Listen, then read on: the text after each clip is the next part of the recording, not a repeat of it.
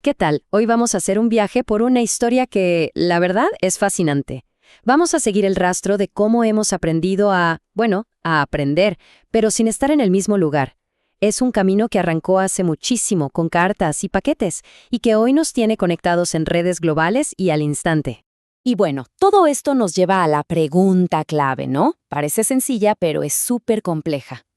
¿Cómo se transmite el conocimiento? ¿Cómo se crea un diálogo? ¿Cómo se construye el saber cuando hay una distancia de por medio? Esta pregunta ha sido el motor de décadas y décadas de innovación. Muy bien, entonces, para entender a dónde vamos, es clave mirar primero de dónde venimos. Todo empezó con una promesa, una idea muy poderosa, la de llevar el aprendizaje mucho más allá de las cuatro paredes de un salón. Y fíjense, porque uno podría pensar que esto de la educación a distancia es algo súper moderno de la era de Internet, ¿cierto? Pues no, para nada. Ya desde el siglo XIX, mucho antes de que soñáramos con el Wi-Fi, ya existía ese impulso. La meta en el fondo siempre ha sido la misma, romper las barreras físicas para que el conocimiento llegue a más gente. Y aquí es donde se pone interesante, porque estos son los pilares, la misión de fondo. No se trataba solo de enviar materiales por correo. La idea era hacer la educación más democrática, o sea, para todos. Fomentar que cada quien se hiciera dueño de su propio aprendizaje y, claro, buscar siempre la innovación, la calidad y que el aprendizaje fuera algo para toda la vida, no solo para unos años. Y ojo, que todo esto no son solo ideas al aire, ¿eh? Hay un respaldo académico muy fuerte detrás.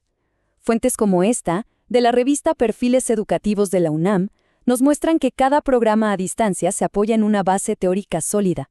Es que esa teoría es fundamental para entender qué funciona, por qué y sobre todo cómo seguir mejorando. Entonces, vale, la pregunta es, ¿cómo empezaron a moverse en este nuevo terreno? ¿Cuáles fueron sus primeras guías? Pues los pioneros de la educación a distancia se basaron en las grandes teorías del aprendizaje de su tiempo. Pensemos en ellas como los primeros mapas que se dibujaron para navegar este territorio desconocido. Y claro, ese mapa no se quedó quieto, fue cambiando, evolucionando.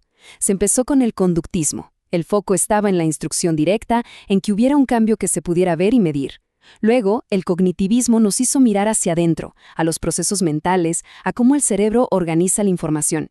Y finalmente, el constructivismo lo puso todo de cabeza. La idea de que el conocimiento no se recibe pasivamente, sino que cada persona lo construye. Estas teorías funcionaron por mucho tiempo, pero no estaban listas para la disrupción que estaba por llegar.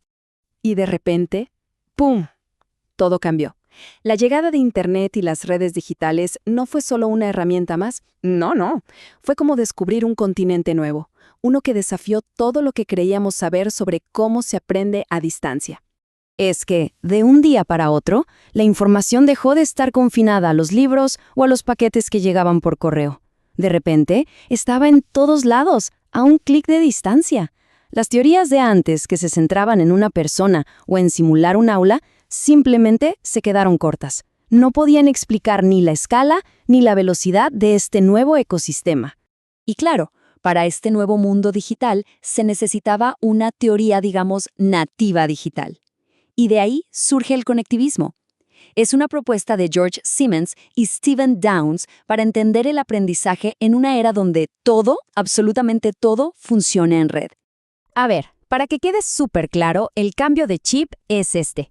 Si el constructivismo nos dice que construimos el conocimiento, el conectivismo va un paso más allá y dice que en la era digital el conocimiento reside en nuestra capacidad de conectar. O sea, el saber ya no está solo en nuestra cabeza, está distribuido por toda la red. ¿Y cómo funciona esto? Bueno, primero pensemos en nodos. Un nodo no es solo una persona. Puede ser un artículo que leemos, un video, una base de datos, una comunidad en un foro. Cualquier cosa que nos dé información es un punto de conexión en nuestra red de aprendizaje. El verdadero aprendizaje, según esta idea, sucede justo ahí, en el momento en que conectamos esos nodos y empezamos a tejer nuestras propias redes de conocimiento. Y no son redes estáticas, ¿eh? Son sistemas vivos, que se mueven, que alimentamos todo el tiempo y a través de los cuales fluye la información. Y esta frase de George Siemens, uno de los padres de la teoría, de verdad que lo clava. En un mundo donde el conocimiento cambia a una velocidad de locos, lo más importante ya no es lo que tenemos memorizado.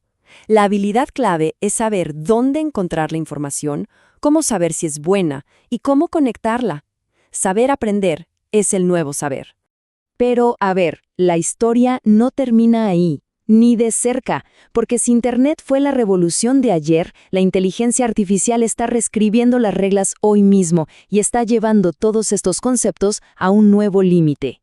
Por un lado, el potencial de la IA es brutal. Imaginen un aprendizaje totalmente personalizado para cada persona, retroalimentación al instante, tutores disponibles 24/7. Suena increíble, pero por el otro lado, los riesgos son enormes y muy reales. ¿Qué pasa si nos volvemos demasiado dependientes de la tecnología? ¿O si perdemos la conexión humana que es tan importante? ¿O si los algoritmos tienen sesgos que ni siquiera notamos? Es una balanza muy, muy delicada.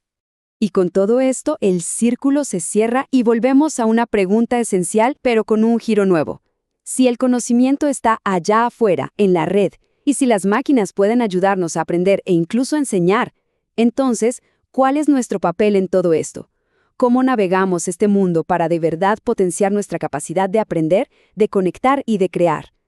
La respuesta, quizá, está en la próxima conexión que hagamos.